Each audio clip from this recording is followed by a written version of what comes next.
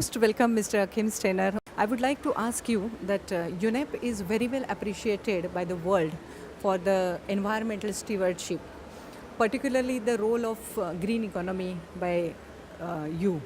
So, how you will connect this context of green economy with this convention, chemical convention?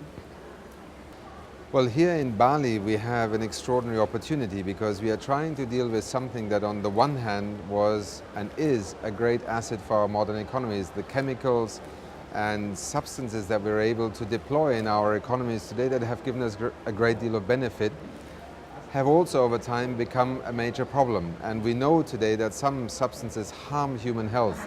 Some are very destructive to the environment. Our role as UNEP, the United Nations Environment Programme, the Convention Secretariats and the Member States is ultimately to ensure that human health is protected while we take advantage of these opportunities in development. Today we are talking also about e-waste, electronic waste here. Every year we are adding 40 million tons of electronic waste. People are buying cell phones like never before. 1 billion in 2008 cell phones were sold on the world market.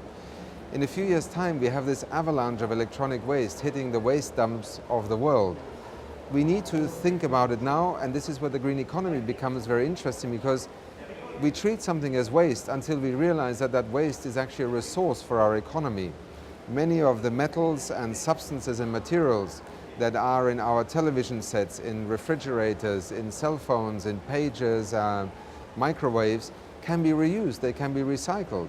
Instead of becoming a toxic waste on a landfill or by being recycled in slums around the world where people don't have protective gear, the green economy will actually make a virtue out of a problem, which is to recycle, to create decent jobs, and to also enable a green economy to grow over time. Because we need these materials, we need them urgently in a world with 9 billion people. And that is what makes the green economy so much part of the solution. But we have to send the right economic signals, we have to create the regulatory frameworks, we have to create decent jobs around recycling and not people who inhale the most toxic fumes because they are not able to do this job in a proper way. Can you give a small message to the civil society for the Safe Planet campaign? The Safe Planet campaign is about hazardous wastes and chemicals. It is also about making each one of us aware that it does affect our health. Whether in developed countries where some of the toxic substances found in children today are amongst the highest that have been there in history, whether it is in developing nations where people are exposed to unprotected waste and toxic waste, all of this is part of our responsibility. The Safer Planet campaign is also one where the body burden idea is that each one of us can be an indicator, because if you go to a doctor and ask a laboratory to examine what substances we carry in our body, I think all of you would be surprised how many would be found in your body and how many of them you may not have expected to find in your body.